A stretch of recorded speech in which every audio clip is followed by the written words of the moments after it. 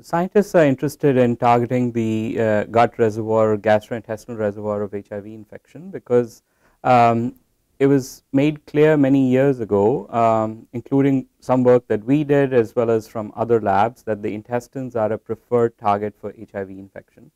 Uh, so, for example, within the first 2 or 3 weeks of infection, CD4 cells get wiped out of the intestines much earlier, much earlier than they get depleted in the peripheral blood. Not only that, but now that everyone, all the HIV patients can be well treated, the effort has shifted to a cure effort.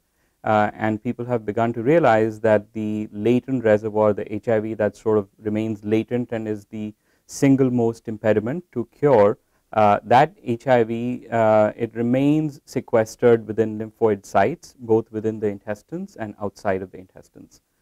Since the gut represents the largest aggregate of lymphoid collection in the body, so it makes sense that the latent reservoir of HIV will also have a major representation in the gut, and that's why scientists are very interested in targeting it in the gut. The finding that these lymphoid aggregates are being targeted is completely novel. It's completely unexpected. We did not imagine or know that it's the main sort of effect that we've been able to see in the gastrointestinal tract. And again, to put this in context, what many in the field have focused on is the immune system of the colon, which is predominantly, as I tried to say, which has these cells that live in the substance of the colon called the lamina propria. And study after study has been done, and they've not found any major changes looking at the substance of the colon or the lamina propria. And what we sort of unexpectedly found is that the drug is influencing, or it's causing attrition of these aggregates called lymphoid aggregates. We studied patients longitudinally, and I think at the outset we made some good decisions, if I may say so myself. The best decision was to do a colonoscopy as opposed to do what's called a sigmoidoscopy, as is done conventionally. So a colonoscopy enables you to sample or look at the entire length of the intestinal tract. Not only that, but also look at the end of the small intestines called the terminal ileum. Now, there's differences between the two. So there's different parts of the immune system that are represented at different sites of the intestinal tract. So for example, at the end of the small intestines, that is called terminal ileum, you have more of lymphoid aggregates, whereas in the intestines, in the colon itself, you have more of what's called the lamina propria, and the immune cells that live at these two sites are very different. So frankly, if we had not done a full colonoscopy, we may not have learned what we did by looking at the terminal ileum or end of the small intestines that can only be reached via colonoscopy. So the challenges are many. The first is the sheer numbers. So there's a handful of patients who have both HIV and inflammatory bowel disease. We've been, because Mount Sinai is a big center for both inflammatory bowel disease care as well as HIV care, so we dug into this about 2 or 3 years ago, and Matthew, who you will hear from shortly, he essentially identified patients who had both HIV and inflammatory bowel disease, and found a group of people who then we went to and we offered the treatment anti-alpha 4 beta 7 integrin.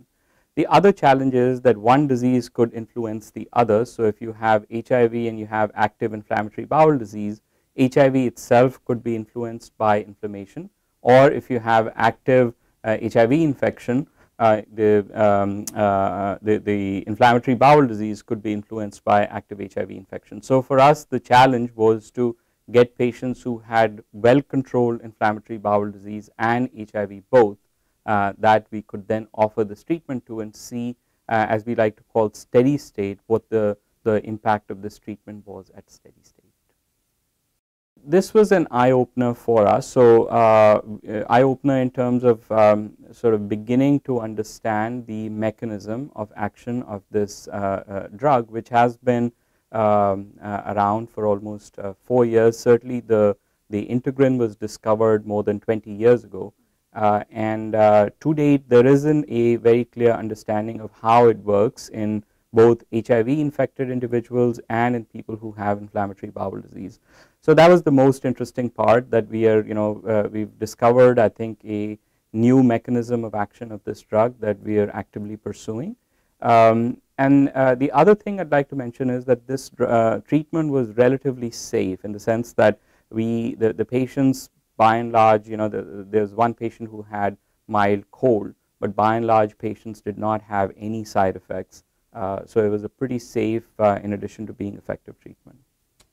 If you're a patient who has both HIV and IBD, we tell the patients who we've recruited for this study that for sure this is an effective treatment for inflammatory bowel disease, and as we are learning, it may have a significant impact on the lymphoid aggregates, which may benefit the HIV levels as well, meaning the latent reservoir of HIV. Plus it is a very safe treatment that we have seen so far. So I think if you have both HIV and inflammatory bowel disease, then you should ask your physician about the possibility of going on this treatment, which is anti-alpha 4 beta 7 therapy, which is also known as vedolizumab or Entyvio. So we took advantage of the fact that Mount Sinai is a big center for both IBD and HIV to recruit several patients with these two conditions and treated by vedolizumab. So we sampled the intestine before and after the treatment. So we sampled different parts of the intestine, the large intestine and the small intestine. And we found, like, a striking thing, unexpected, that well-organized lymphoid structures were completely impacted by this treatment. And that is relevant for HIV because it has been shown in previous studies that the few remaining cells infected after antiretroviral treatment are often located within these follicles, so whether in lymph nodes, but it could be also in follicles within the gut.